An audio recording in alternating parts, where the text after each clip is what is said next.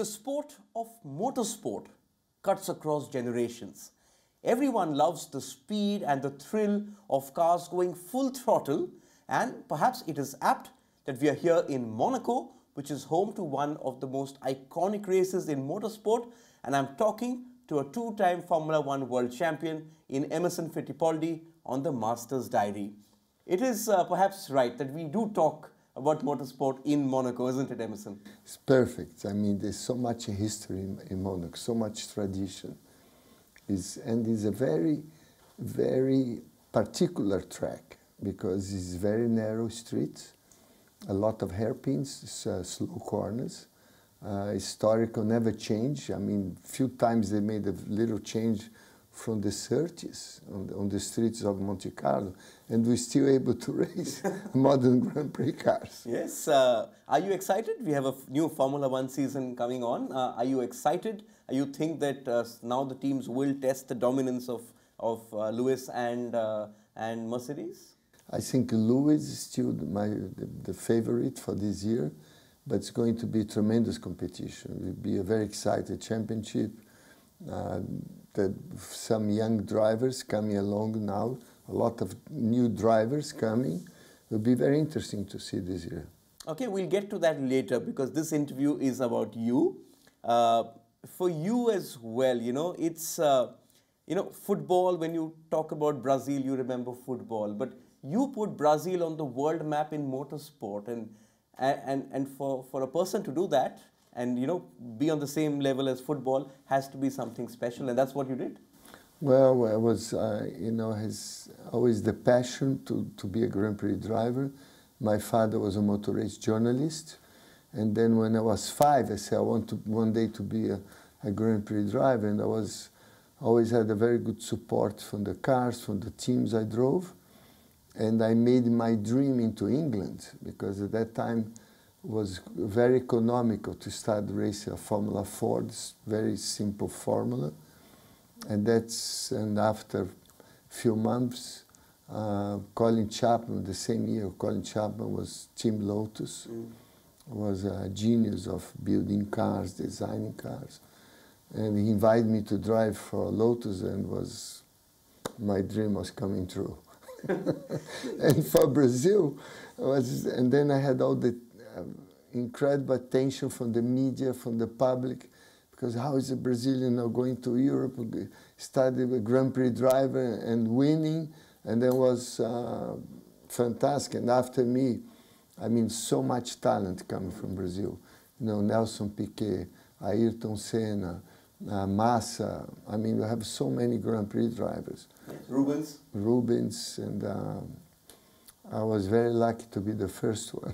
Yes, you were lucky, but you were brave as well, Emerson, because you didn't know a word of English when you landed up in England. You only knew Portuguese, but you just wanted to drive in Formula One. And sometimes when you dream big, then all these obstacles, they sort of fall away. But how did you manage that first 1 month in England?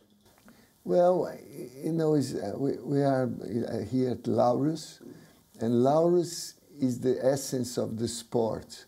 And I think when a little kid, a young guy, likes so much a sport and dedicated, has the passion, you can achieve. Was difficult for me to communicate in the beginning, but I had to learn very fast, even to eat.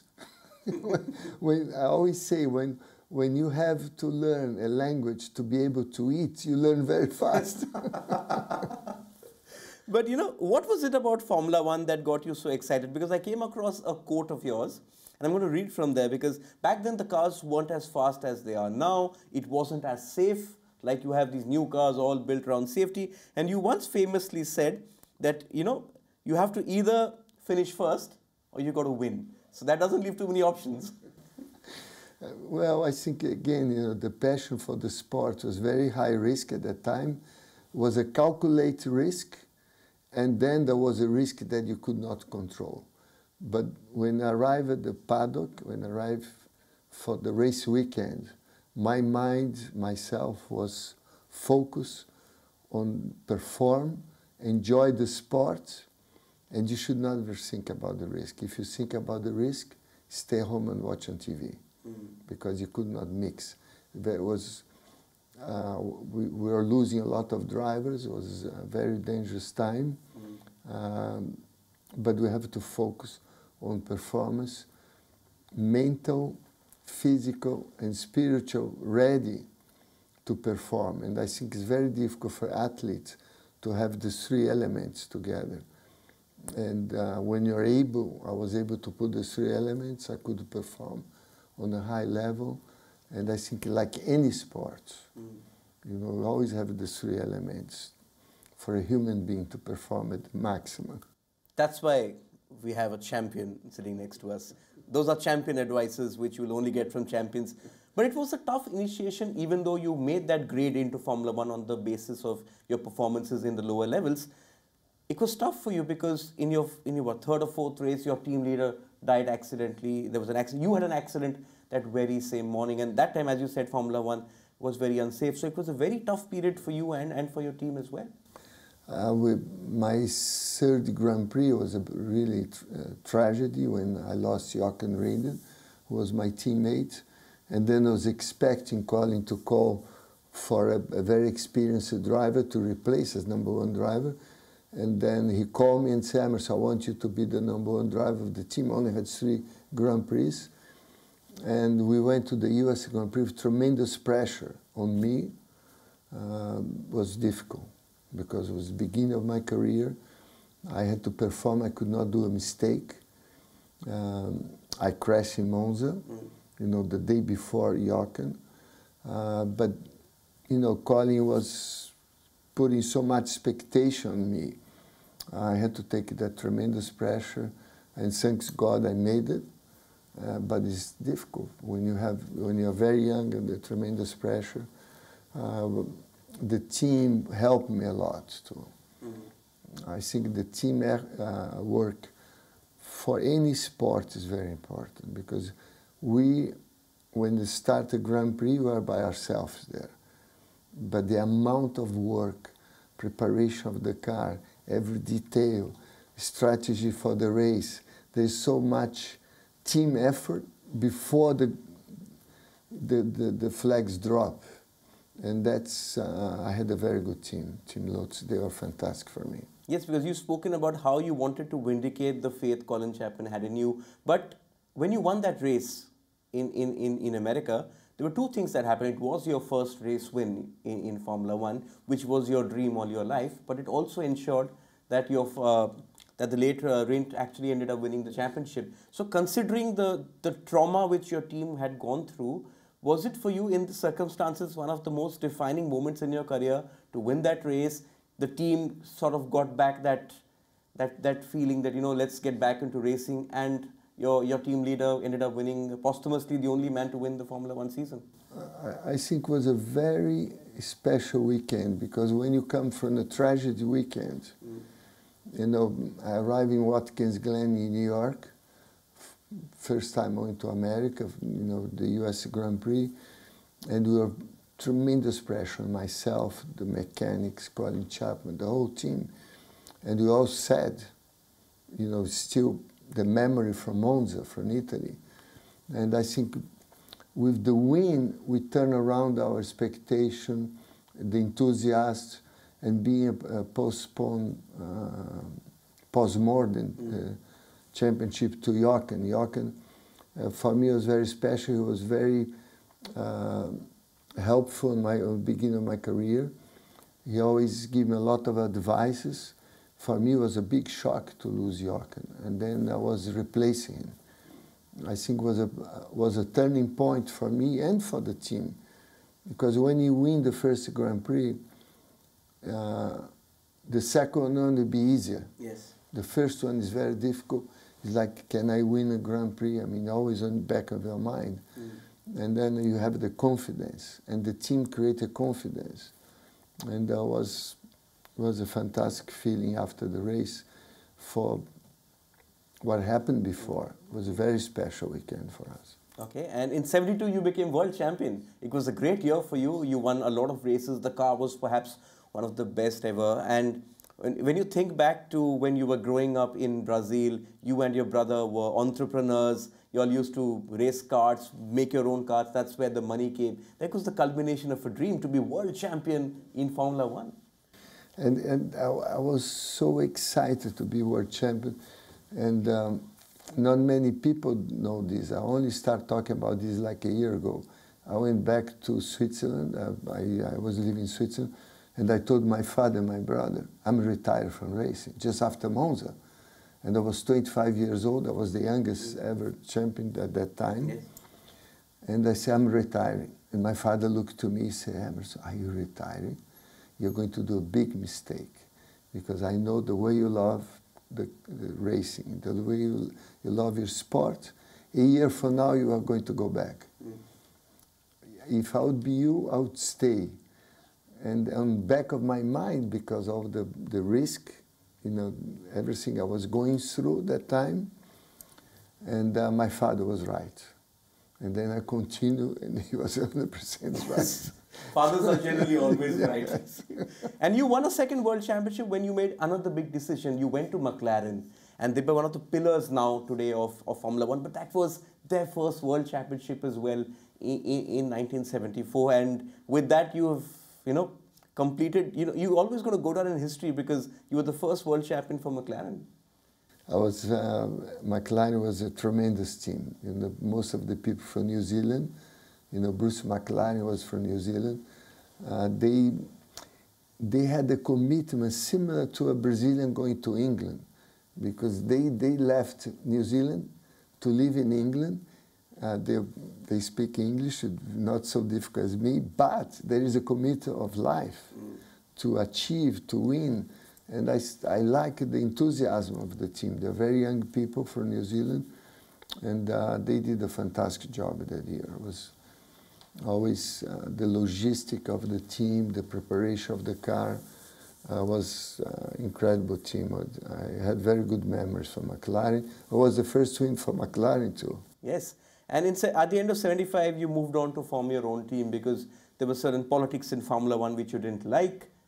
Nothing's changed. It still happens even now. Yeah? The team, at the end of the year, you know which driver's going here, driving there. That's all comes down to team politics, isn't it? Well, I always had the dream to have my own Grand Prix car with my brother, because we always be involved in building cars, prototypes in Brazil. And then we made our Brazilian team. Was fantastic. It was 4 years, very tough years. And then we were a big surprise the last year, when we had to have a good team, we have to have the best human elements. And in Formula One, it's difficult to pick up very good people from, there is no university, there is no, only people from experience from the racing that you can pick up. And I had Adrian Newey, it was his first job, was with us. Oh. Harvey Postlethwaite, who won for Ferrari afterwards, as chief designer was Harvey. Adrian Newey just come out of university as one of the best students in England for aerodynamics. And then we had Peter Warr, who was Team Lotus, the team manager, and Keke Rosberg was my teammate. I hired Keke. Okay. That was an incredible driver. We have all the elements, and then I had a call in July from Brazil. I was sponsored by Skol, a Canadian-Brazilian company, beer company, and the marketing guy from Skol said, Emerson, I have bad news, you cannot continue sponsorship your team. We had to close down. It was unfortunate, but at that time I had the best elements to continue on a very good team, but sometimes in life happen. You have to go to the next challenge. Yes, and I can actually recall Michael Schumacher leaving Benetton, going to Ferrari. The first couple of years were tough, and then it all sort of comes together. But in that period which you mentioned when you started your own team, there was a movie which came a few years back called Rush, you know, and for us Formula One fans, but we didn't have access to that era. First time we saw the intricacies of racing, the rivalry between Niki Lauda and James Hunt as well. You were part of that entire year. It was just a year came from heaven that year, the intense rivalry these two had. You know, my world championship for McLaren We went to the last race, Watkins Glen. I was equal points to Clay Regazzoni on the Ferrari.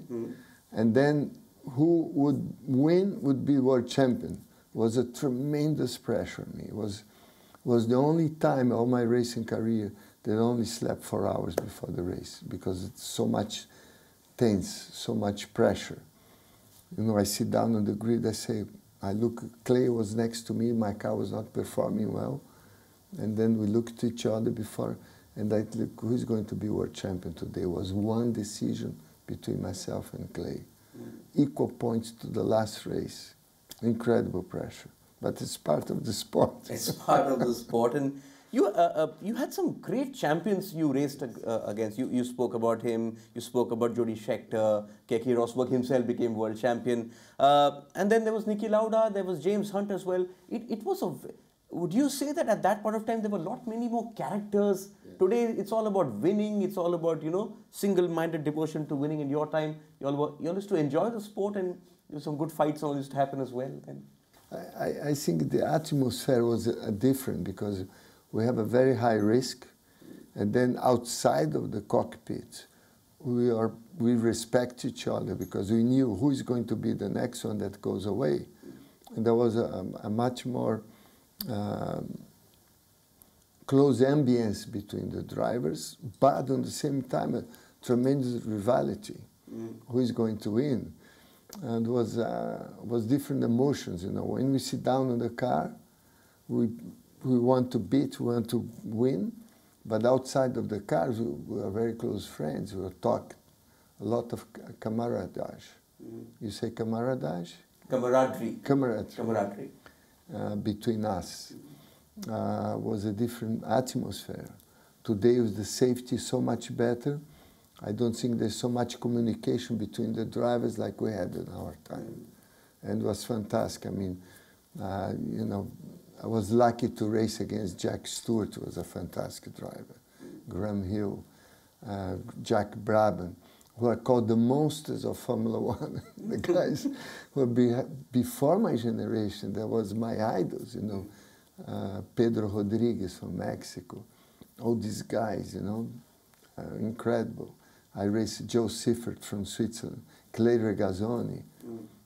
They were just before my generation. Niki, James Hunt. And then Niki came on my generation. Yeah. But it was a lot of fun. You know, you inspired a lot of young drivers, and one of them was Ayrton Senna. You first saw him and you gave him some advice when he was karting as well, and you regard him as the greatest Formula One driver of all time. Well, when I used to test my own car in Interlagos, Copersucar, Ayrton comes out from the go-kart track with his father, come to our pit to follow my testing. And then we are friends for life. I mean, he was a fantastic driver. Very demanding on himself. He sometimes was not very happy because he always wanted to be better. But he was an incredible driver and a very good friend. I think it was tragic we lost him too early. But what was it about Senna that endured him across the world? Because Schumacher has 7 world titles, Fangio has 5, Prost, his great rival, had 4. He had just 3 world titles, but he's regarded as the greatest driver across generations. Was that also because of his humility? I think his style of driving, he's always performing the maximum limit, take a lot of risk,